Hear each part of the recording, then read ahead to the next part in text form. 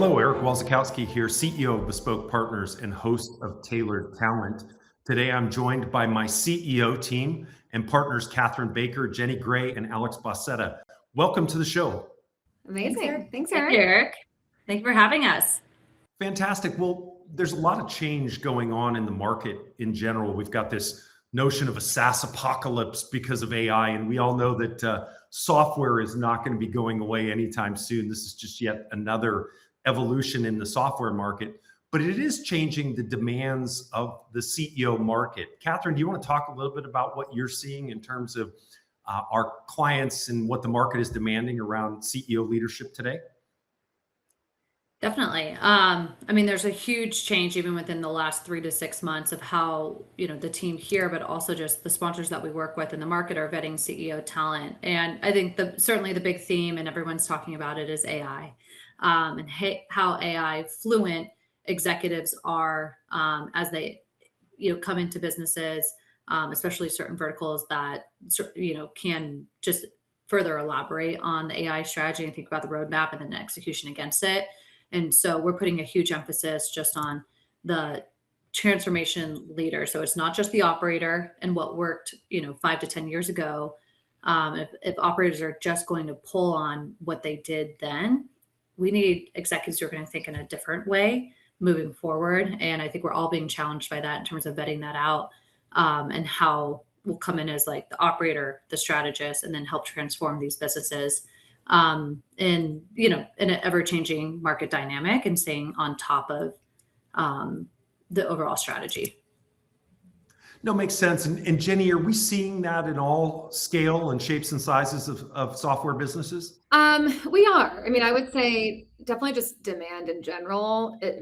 Consistently always high for CEOs, but I think between the SaaS apocalypse, software companies not growing historically as much as they used to, definitely a need for CEOs that can help reignite growth. And then on top of that, add in AI. Some of the CEOs that have done this multiple times with success are being challenged in a different landscape. So anywhere from the $15 million businesses up to the larger scale companies are definitely thinking about the right type of leader that they need.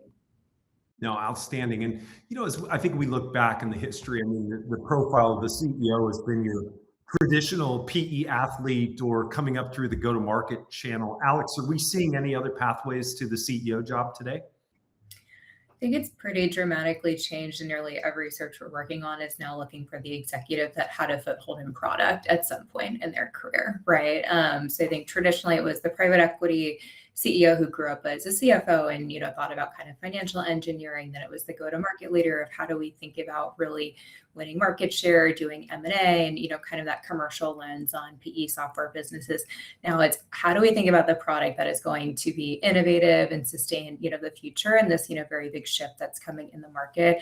I would say nearly every spec we're working on has some type of product need in terms of background and upbringing for the CEO.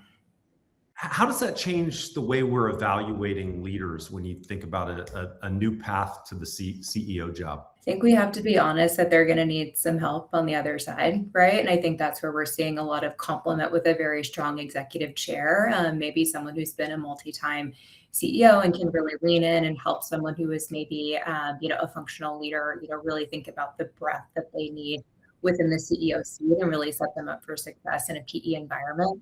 I think we're seeing a lot around board design as well, right? Of let's make sure we have technologists on the board in addition to the proven operator, and just really ensure we have a very dynamic board that supports everyone through this next phase of growth.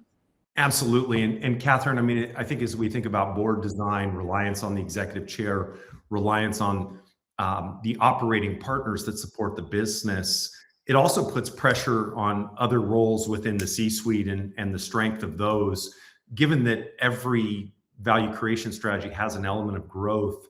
How do you see the function of the ELT and the reliance on other members with a product leader as the CEO? And it's funny, Eric, as you know, I talk and collaborate quite often with our go-to-market leader, Tess Fisher, and we were having a really interesting conversation about this back and forth last week around like if you have that strong like technical product upbringing, and by the way, when we say product upbringing, that does not mean that that executive is not commercial. So I think that's like one of the biggest points is we naturally go towards like, oh well, that individual, we can't put that individual in front of customers, and that's clearly not the case, or that he or she cannot think about like the go-to-market strategy of where we're going to go win market share and just like drive net new and hunt down new logos. But any strong product leader is going to have a commercial bent. And so as we think about product leaders turning into presidents, turning into CEOs, that's where you start to tack on like the additional responsibility set of really owning go-to-market, the strategy and the execution against it. I think naturally that means probably more of that quote unquote head of sales who's going to complement any sort of strong CEO and pending size and scale. So take everything with a little grain of salt here as I generalize it, but you have a strong head of sales, and you might break out things like strong, chief marketing officer, CTO around, in addition to a product leader. Like you're going to have to break out the functions so that everyone can be really focused in their swim lane. I think historically we saw a lot of like grouping executives together, and that perhaps like just didn't align certain functions to really drive towards like and stay in the swim lane of like driving towards what they actually need to do. And when you're trying to go win market share and drive growth, that might be one of the key functions, is like bring a head of sales on to have that as their core responsibility versus owning all of Go-to-Market. Alex, I'd actually be curious to get your perspective on that, just given you also have done a decent amount of Go-to-Market work. Is that something you've seen as well? Yeah, I would agree with that. I think someone who is more of the sales execution focused leader versus the strategist, because that is living in a different part of the organization these days, I think. Even though we talk about CEOs who come up, to your point, who are more, product and commercial, I do think they still need someone at their side who really is, kind of that visionary on all things AI as well. So I think we're seeing a lot of head of AI, VP of AI within organizations that Haley and Ryan within the PMT practice have been working on quite a bit. So as you think about, to your point, Catherine, kind of individual swim lanes, it's like that right hand, like strong market leader, and then, really AI fluent individual as well on the executive team. No, I was going to jump off on the AI point. Alex, you mentioned AI as such a critical aspect of this. And I had a client ask me recently, how large is your pool of AI executives? And I think if we're all honest, the reality of this is the AI forward executives, we're not going to find decades of careers. And so I think what we're looking for is executives that have attributes around adopting AI or vision. Jenny, how would you solve for that in a world where the true pool of AI rich executives is not great? Yeah, it definitely adds on, a whole nother layer to looking for an already very, typically challenging search in a constrained market. So it really is more behavioral in terms of what we're assessing for. It's, have they driven through significant change historically?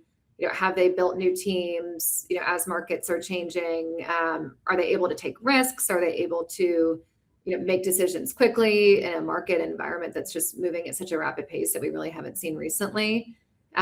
So a lot of the assessment is really more on the behavioral side, just given everything's changing day to day. And then I would also just add that we are also looking at more step-up candidates in certain instances as well, because we are running out of the pool of people that have been there, done that, and actionable. Just being more flexible on candidates that, are chief product officers, our presidents, go-to-market leaders that are willing to step into the CEO role for the first time. And look, I mean, this is such an important question, so I want to pose it to each one of you. Alex, how about you? How are you solving for that, given that there's not a resume 30 years deep on AI transformation? Candidly is making our job kind of fun these days, right? I think historically we're going down the checklist of, someone has to have done these 10 things in the last, several years of their career just to make it to the table. I think a lot of what we're assessing for is, potential vision and really just kind of embracing and adopting what the future might look like. I think it's also matching executives to where's the private equity firm in terms of, their AI journey and, where they are on the curve. For example, I talked to one operating partner recently who said they're making every single CEO in their portfolio code, just to really understand like what is AI technology, really get into the details of it so they can be fluent, with the team day to day. Others are maybe a little bit, earlier stage and thinking about diversifying their investments outside of software and maybe not, leaning in as much on the AI side. So I think it's just, matching of what is going to resonate with the PE firms and executives. But it's been kind of fun of, the more intangibles and really doubling down on those references in our assessments as well. Alex, that's such an interesting but great point about making CEOs code. As a tech-enabled or professional services CEO, I actually spent a couple weekends ago doing that, and I think that's such a powerful exercise to look at what the power of AI is and how everyone can become a coder per se. It really takes you through a detailed example of how to do that, and I think it's a worthwhile exercise for anybody who's in the CEO seat today. Catherine, same question to you. How are you bringing your unique insight to solving for a talent pool that is not deep in 30 years of history? And I think one of the biggest things that we're solving for in the practice right now is certainly that, but it's like, as we go back, it's like, okay, where did executives have overall like transformation experience in some part of their career where they had to pivot quickly, either into a new market, they had to pivot quickly. For whatever reason, there was a lot of pivoting, or you can pinpoint to when they had to get up to speed. So overall learning agility, overall change leadership, prior transformation experience. How are we thinking through those pieces? Because we need a little bit more time to drive, dollars back to AI in terms of the businesses that they're running today and how that equates. So there's still just a little bit of like, we need some time. So if we're going to while we wait for the time to pass and value to be created there, let's go back and think about where change was done in the past. And if we can have some really clear examples, that starts to make us feel a lot better. Frankly, on the side, we're also digging into how executives are using AI in their personal life. And if we can get some clear examples there, and detailed examples, that also is just natural in terms of how you're going to embrace it, not only professionally, but personally, it will impact all of us moving forward. So if you're not doing it on the personal side, how are you going to do it professionally and into your business? That's some true inside baseball there, Catherine. Appreciate the point there. When you think about the tight talent market, I mean, we always operate in a very tight talent market, just given the expectations of our PE firm channel partners and clients. But I think that the current market and the exit market picking up a little bit, new platforms getting started, and folks sitting on the sidelines or choosing not to do another run is really exacerbating that tight market. Jenny, what are you seeing in terms of the tight talent market? Yeah, I mean, I would agree. I think it's CEOs that have had a win and are taking their time in terms of being super selective on what they want to go do next. A lot of our CEOs that are actionable are, getting pinged 20 times in 1 week. They're in multiple interview processes, but they're trying to weed out, what's going to make the most sense for them early, just because the process can be, so demanding. And then, I would say, where we do see, as I mentioned earlier, like more openings is just the presidents, like the younger, hungrier executives that will be open to leaving their current business for that first CEO opportunity. No, I appreciate that. And Catherine, I mean, why does it feel harder today to land that perfect CEO? Well, there are less of them. So there's a supply and demand issue out there. And there was interesting, as we've worked on more and more scaled work at Bespoke and placing, like, as you think about the number of executives, number of CEOs who have run software companies above 500 million in revenue, the number is roughly in or around 100. And so there's 100 executives in the world who've run businesses above 500 million in software. I mean, that's a pretty interesting stat. And then, just from there, you take down scale, and market, sector, et cetera, and the different components of the scorecard, things get tight. Obviously, the number opens up for those, smaller than 500 million in revenue. But in the middle market, there's still a huge supply and demand issue. And I think it's just given, obviously deal flow is down, so there's less exits, making less executives become that much more actionable. Sponsors are still looking at, backgrounds in terms of like what value creation in terms of wins and W's on the scoreboard. And there are just less executives who have those. The executives who do have those are getting 20 to 30 calls in the first 15 days on average of a transaction being announced. And so it just creates a lot of demand for that certain executive. And so you have to have the right business to put in front of them, the right data to share. And then at the end of the day, it goes back to where does the executive want to spend time from a sponsor standpoint? I do think people are choosing certain opportunities given the relationships that they have at the investor level. No, it makes a lot of sense. And I mean, given the tightness in the market, I think it's really important to understand the candidate side. And so, Alex, what are you seeing that candidates are optimizing for today versus 3 to 5 years in the future? Yeah. And when Catherine was talking, it was making me reflect on the most successful and smoothest processes we've run, candidly, are a true buy and sell process where it feels like a partnership between the candidate and the client every step of the way. And there's obviously the upfront vetting of the candidate on the front end, but then we switch it back to the executive and do a data pack session where they get their questions answered.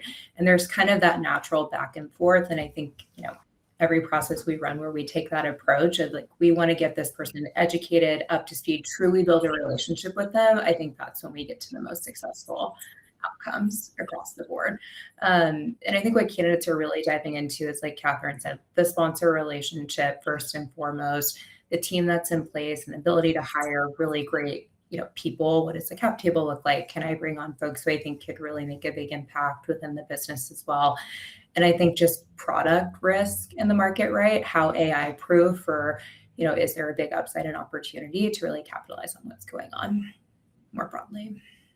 No, makes a lot of sense. And I think, look, one of the things, given we know the market cold, and this is all we do and all you do all day, every day, is hire P&L leaders, it really allows us to help our clients and channel partners take a more proactive strategy in the market. Catherine, how would you say that sponsors should rethink the timing of their CEO hires? Well, I think the biggest piece of advice that I can give, where we see sponsors, end up kicking themselves 6 or 12 months down the line, is if you are thinking about changing out your CEO for whatever reason, act on it sooner rather than later. I feel that there are times where sponsors and board investors, they had there's a journey to get to the decision. And certainly navigating these dynamics is not easy, especially when you bring in, any sort of dual sponsorship or co-investors alongside, getting alignment from the board to make that decision. And we are always here to help, give you an understanding of what is the market bearing. And if you don't think the current CEO is the right executive to get you through the next, the next 2 to 3 years through the hold, act quickly. These CEO searches will take time. They are all challenging. We get the question a lot, how hard will this be? They're all challenging for different reasons. And so if we can act quickly, you'll get ahead of it versus kicking yourself in the back end and having a lot more pressure on your hands 6 months down the line. Alex, when you think about the clients that we have, and there's certain ones that win over and over and over again, what separates the firms that consistently land top talent from those who don't? Great question. Catherine, I'd love to get your thoughts on this too. I think it truly is the relationship piece. I think it's really leaning into them as, their success as a CEO, the opportunities that the firm can bring to them in the future, the resources that they have in terms of CXO groups. We're hearing right now so many private equity firms are investing in just AI education, bringing together thought leaders across the industry, and just really having that support for executives who are navigating what are kind of uncharted waters at the moment. So I think that's probably the biggest thing I'm seeing right now. Financial outcome, ability to make an impact, who you're doing it with, all of those things. But I think just the support system from the board perspective really stands out. Yeah, I would definitely chime in on that and agree with everything that Alex said.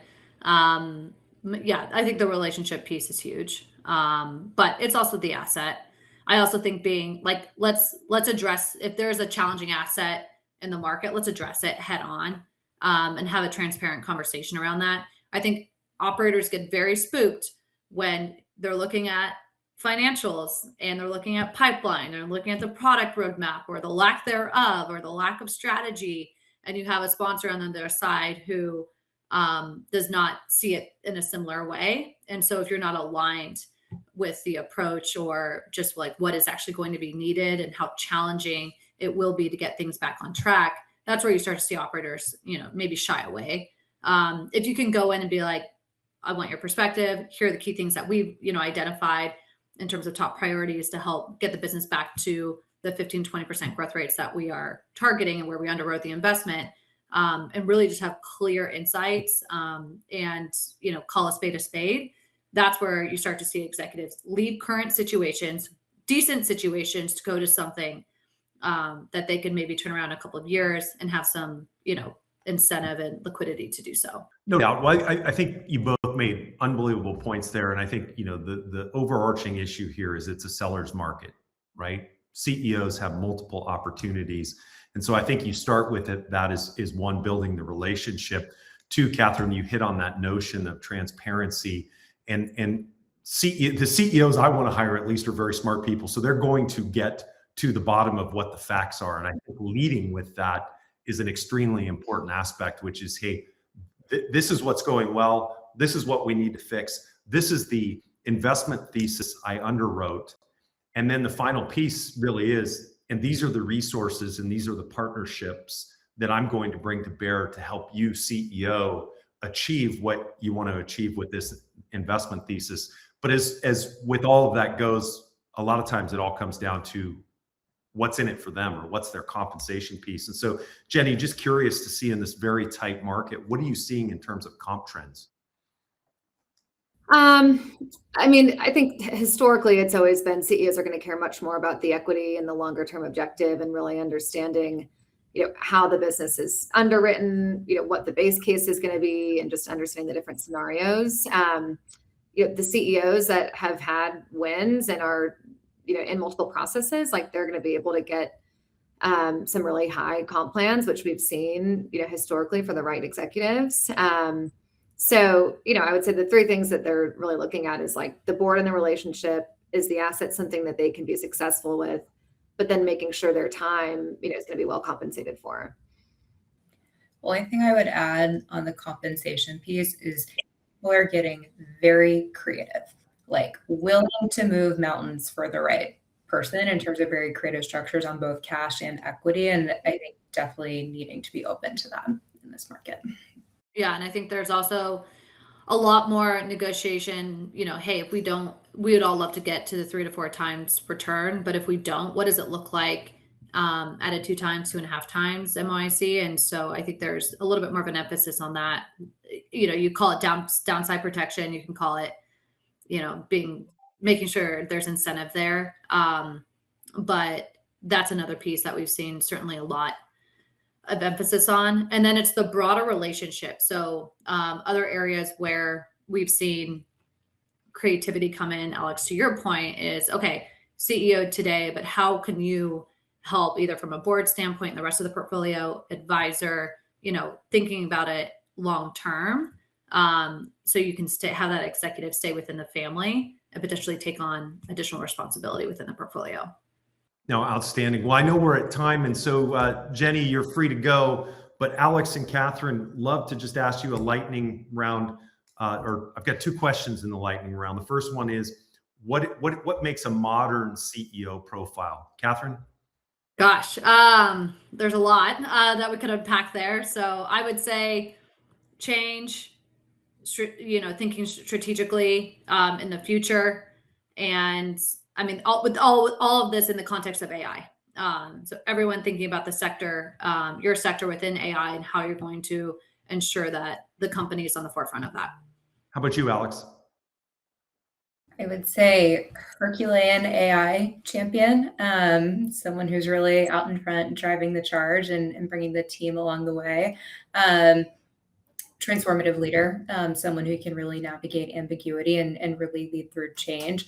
And I think someone who's incredibly, steeped in product, understands trade-offs of what they're buying, what they're building, and just where the market is going and where they need to go from a product standpoint. And then behind that, a people and org design that really supports what the future looks like. Very helpful. Last question. If you had one piece of advice, Alex, to give to a sponsor to land that ultimate CEO, what would it be? I think really invest the time on building the relationship, selling the firm as a whole on the private equity side, have them talk to other executives in your portfolio, and then really be open-minded and creative when it comes to compensation at the end. How about you, Catherine? I was going to point on all those pieces, but the creativity, like, again, what we did historically is likely not what we're going to do in the future. And I think that goes from an operating rhythm and cadence, but also from a compensation standpoint. And so collectively across the board, I think we're all going to have to get creative around how to land the right executive for the portfolio company.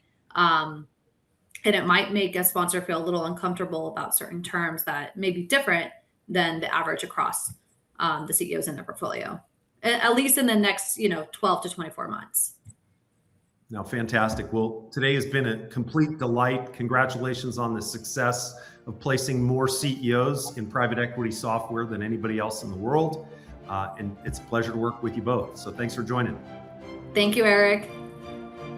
Thank you. Have a great day.